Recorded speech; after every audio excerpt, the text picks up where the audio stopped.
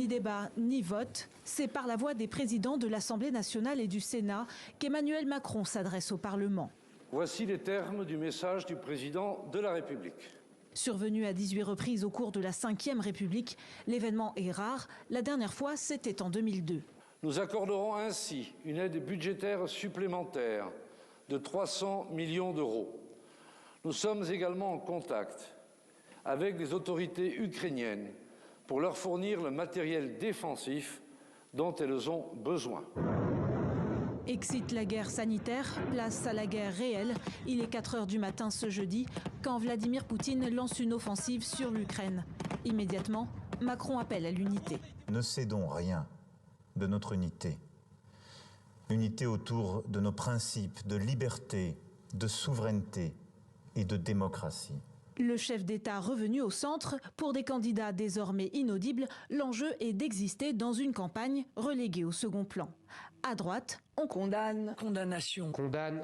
On vous laisse apprécier cette déclaration de septembre 2018. Je dirais que Poutine ressemble beaucoup, il aurait pu être français. Vous rêvez d'un Poutine français?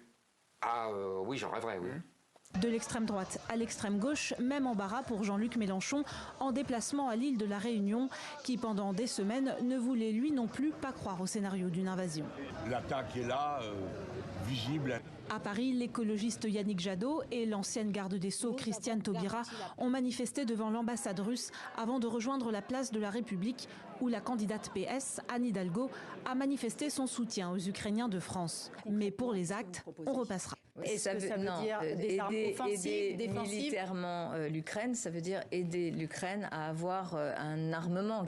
Eux, l'international, ils connaissent. Reçus par Emmanuel Macron, les anciens présidents français, François Hollande et Nicolas Sarkozy, ont été clairs. Tout effort diplomatique est justifié. La seule voie possible, la seule, c'est la diplomatie. En attendant la diplomatie, Macron a inauguré le traditionnel salon de l'agriculture sur fond de crise militaire, où certains croient visiblement à la pensée magique. Dimanche, tu as 2 minutes pour venir sur les Champs-Élysées.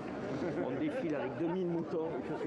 Entre moutons, missiles et un président toujours pas candidat, cette semaine en campagne s'achève dans la confusion la plus totale. Seule certitude, la guerre est aux portes de l'Europe. À la semaine prochaine sur les Champs-Élysées ou ailleurs sur la planète.